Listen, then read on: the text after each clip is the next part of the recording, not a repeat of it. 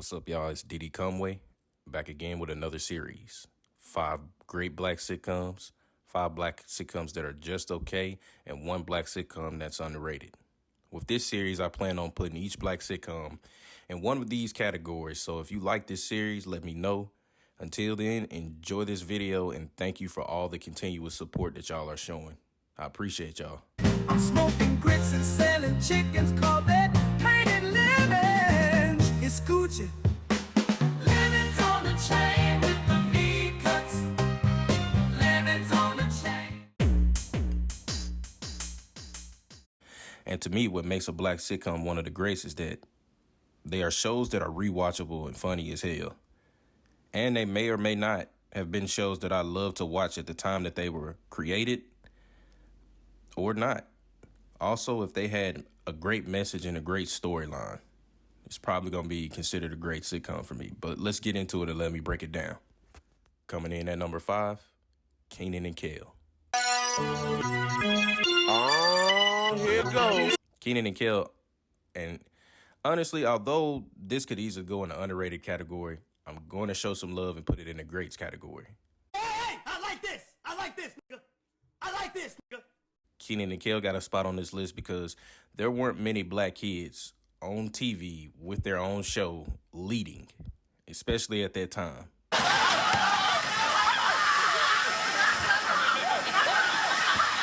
Gay. Yeah, gay. If you're a 90s kid, then you should show love too, especially if you're black. I'm black, y'all, and I'm black, y'all, and I'm blacker than black, and I'm black, y'all. Because these two had many of us glued to the television. And for many of us, yes, we did see some kids that were of color on television, but we hadn't seen many in a lead role that lasted as long as Kenan and Kel did. What the fuck is that? It might be doo-doo. For many of us, it was the first time we actually saw somebody black that was speaking the type of slang that we would speak. Naggers. And that dressed like us, especially in the 90s. I think Kenan and Kel being on all that as well as getting their own show gave us some type of reason to watch Nickelodeon. They were our representation at the time, and they set the standard for Nickelodeon live-action TV shows. When you look at every show on Nickelodeon today that consists of some type of duo, understand that the blueprint is Kenan and Kel. Drake and Josh is literally just white Kenan and Kel. Coming in at number 4, it's The Cosby Show. No means find another way. As much as some won't like it, The Cosby Show makes this list and should arguably be on any top 5 black sitcom list. And that's my opinion. And before you get mad ass nigga, just understand that you need to go back and look at some of your favorite movies, sitcoms, writers, actors, producers. You need to go back and check all of them. And I bet you'll be disappointed to find many of them aren't the good people that you think they are. Well, at least when you watch them. What many of them did shouldn't take away from the art. The Cosby Show gave us representation in a black family that we never saw. You know the nighttime. An upper-class black family with a mother being a strong lawyer, not just there to cook and nurture the kids. Lady, when somebody tells you to shut your mouth, you better listen up. I'm worried about Jeremy. Oh, please, who cares about Jeremy? Nobody's choking that boy. To having a black father that was a doctor and not the traditional one of a black man struggling to feed his family. That's the dumbest thing I've ever heard in my life. There's no wonder you get D's and everything. We saw them live an affluent life while still dealing with situations any black family would experience, regardless of the level of life. Just sad that Bill was giving bitches pills. Why don't you give the chicken to these people that's going up and have some sauce? He's guilty, Judge, he's guilty. You could see it in his eyes. Coming in at number 3, Martin. Cool, but no. This face, belongs on the tissue. Martin will always be a black sitcom GOAT. It's another one that should always be in every top 5, in my opinion. Fucking right. Martin cemented itself as an iconic show just by dealing and addressing issues in a very black and cultural way. Be embarrassed about. Have you ever been to the unemployment office, Gina? Hell no, I got a job. Nasty bitch. From friendships to relationships to just overall culture, Martin would address these topics. Relax on the insults, all right? Get him. That black people could relate to. For me personally, I felt like Martin was a show strictly for Negroes. Naggers. When I watched, it felt like this was on some FUBU for us by you shit. Boo-foo. Boo-foo. By us. Fuck you. Situations happen and Martin he acts exactly how we would act. Like he didn't dumb it down to make it tasteful for it. Oh, y'all feel that? Just got real cold in here. I'll tell you about wearing them holy drawers, boy. All I want to know is why Martin had a party and didn't invite me. I mean, I like the party, oh, you ain't like a party, oh. My nigga, that's a man. Then I love tuning in to watch Pam and Martin roast. Like they'll roast each other the whole time. Bro, you never knew what they would say. Fine, I got a tip for you. Looking at the back of your neck, hot comb stocks away.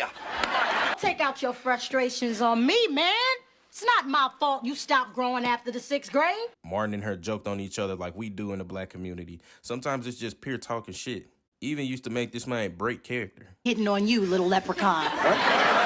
Yeah. Dramatically delicious. Martin was a show of culture, from the guests to the music, to even how they used to dress. But, however, it won't be number 1 to me ever. Martin was funny, but at least 2 other shows on this list had the better overall storyline to me. Coming in at number 2, The Fresh Prince of Bel-Air.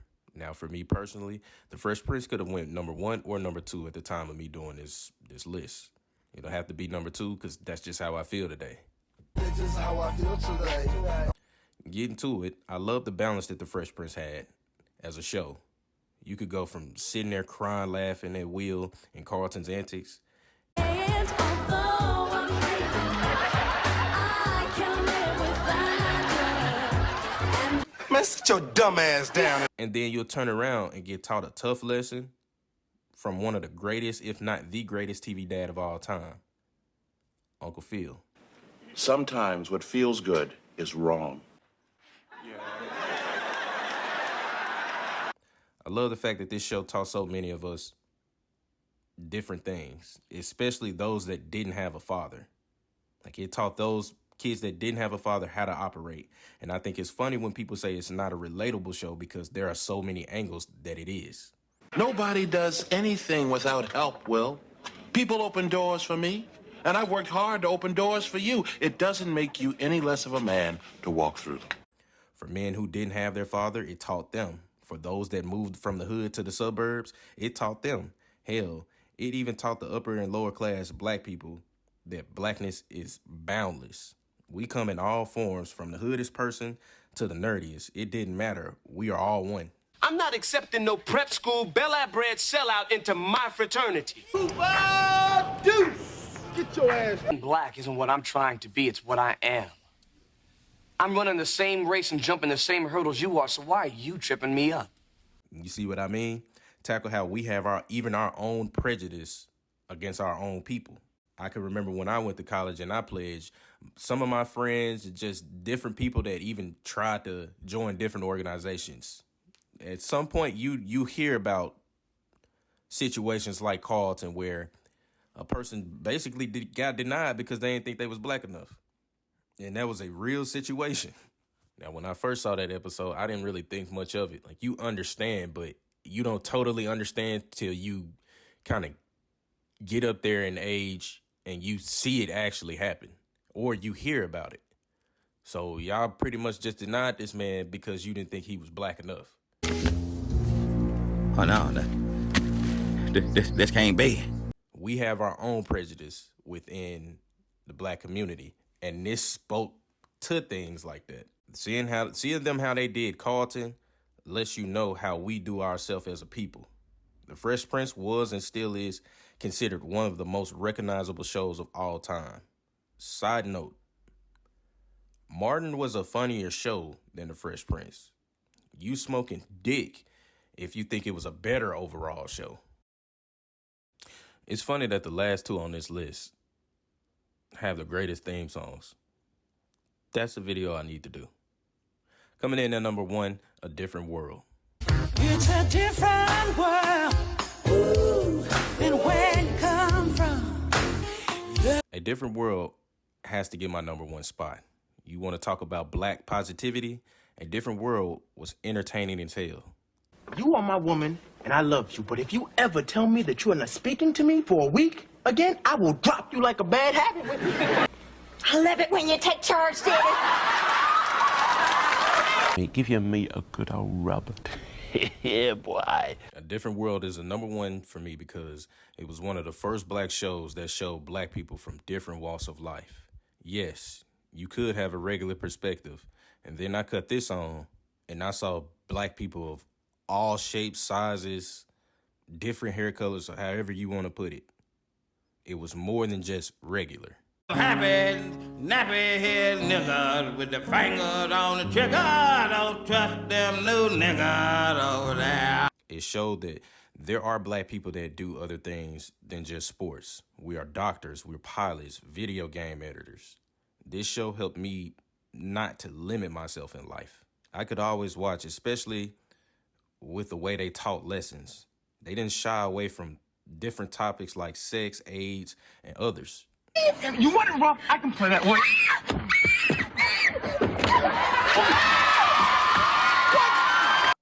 What? What did he say?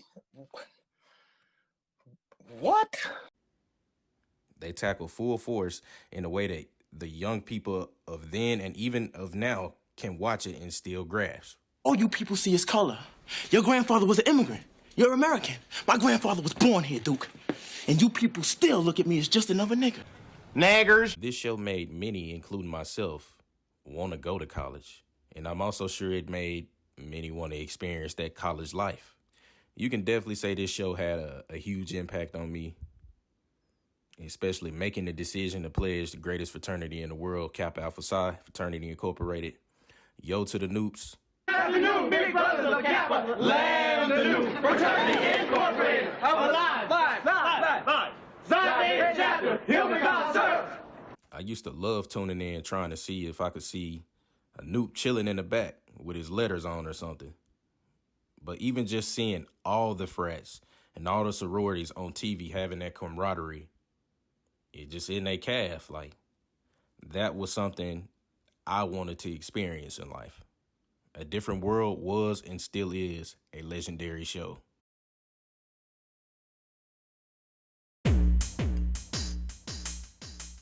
Now to give you my definition of the worst. And simply put, a show that falls in this category was probably a hard watch. It probably was something that was hard to get into. It probably just was a bag of ass, booty butt, dumpster juice, garbage truck juice. Remember who said that first? Coming in at number 5, Blackish. Straight up, I thought Blackish was boring as hell. That shit is a 2-pack of ass. Now, I won't say it's a bag of ass because it indeed did have some good, decent episodes with great messages. However, I believe the reason I couldn't get into this is because it was always like missing something. What? And to me, it was just missing the fact that the characters are living a life and they just happen to be black. When you watch The Cosby Show, it's about an upper-class family that happens to be black. When you watch Moesha, she's a teenager experiencing life that happens to be black, living a black experience. I don't get that feeling when I watch Blackish. It felt like the target audience was geared toward explaining blackness to non-black folk. Cracker. Buddy will literally start a sentence like, as a black man, when I get ready. Or There's this thing that happens when two black men see each other in the hall and give the nod. Almost like he explained him being black. And that wasn't something that I liked. Like, it didn't keep me entertained, my nigga. I'm black. You don't need to explain that shit to me. Coming in at number 4. Everybody hates Chris.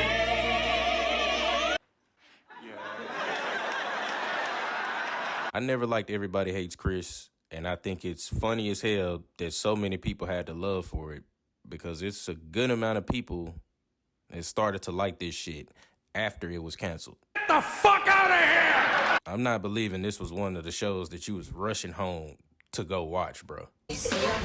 No. I most certainly think y'all lying about that one.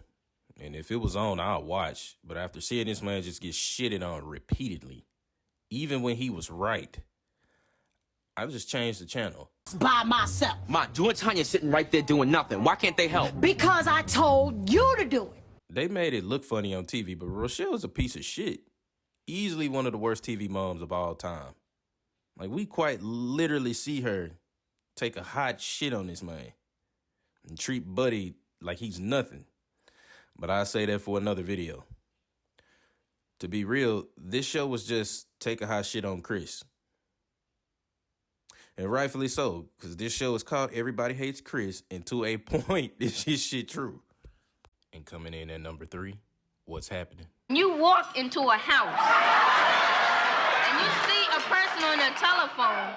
You don't come in shouting his mama home. Just mad cause your ass is old, motherfucker. First thing.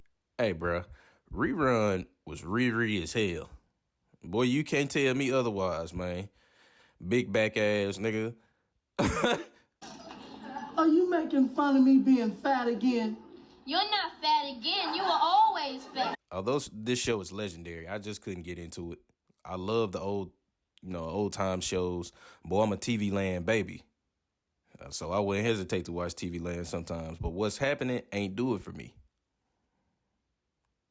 I don't think What's Happening was a bad show, but it just felt like a diet Good Times. Like this just Good Times if you take the struggle out. I don't know how to put that, but it just felt like a positive Good Times. Coming in at number 2, Family Matters. Did I do that? Family Matters became an ass show once they kept leaning on Steve for damn near everything.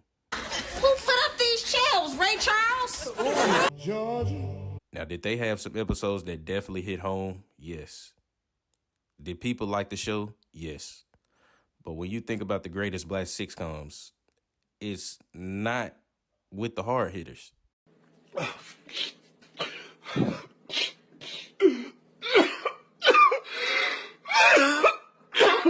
Also, I watched this and felt like it was one of the shows that clearly had white writers. Like, I don't even know how to explain that to me, but I'd watch it and I just feel like, ain't no way a nigga wrote this. Hell, bro, I like Step by Step and Full House more than I like Family Matters. If you tell me they had the same writers, I believe you. But the writers fit more for those shows. Coming in at number 1, Sanford and Son. Gracias, negro. What'd you call him? Some of y'all gonna be mad about this one. But Sanford and Son is number 1 because we had cheap cable. And it was 2 shows that the minute I heard the theme songs, I'm immediately changing that shit. Cut that bitch off! Number 2 was Sanford and Son, but number 1, MASH. Cut that bitch off! Man, that shit was ass. Once these both came on, I knew it was time to go to sleep. And honestly, throw Andy Griffin in that motherfucker too. Once they came on, bro, it's time to go to sleep, G. And then if your cable terrible, you just going to be watching static. You're not going to just change to the next channel. It's just going to be pure static. So you either watch that or you better go, man, count them sheep, try and go to sleep. Personally, I never thought Sanford and Son was funny. Even when I did sit down and try and watch it, the only thing I laughed at was Esther. Did you say nigga? Otherwise, I spent countless nights watching Mama's Family and then immediately cutting the TV off as soon as I heard the theme song, bro. Because, I mean, your entertainment over. And would rather watch a paid program of Girls Gone Wild on repeat. I'd rather watch that junk repeat the whole night than watch Sanford and Son. When we sit and we discussing something that's underrated, to me what it basically means is that it's something that's not valued enough. It's just as good as the greats, but for whatever reason, it gets looked over, and it's not valued in a way that it should be. For me personally, that one underrated show, in my opinion, would be The Parenthood. I personally looked at The Parenthood and just felt like it was just a more modernized version of The Cosby Show. Maybe just for the late 90s, early 2000s. Nigga, please. The Parenthood may not be in the top tier categories of black sitcoms. However, I believe that Robert Townsend did such a great job at showing the positive side of black people that it should be mentioned when talking about great black sitcoms.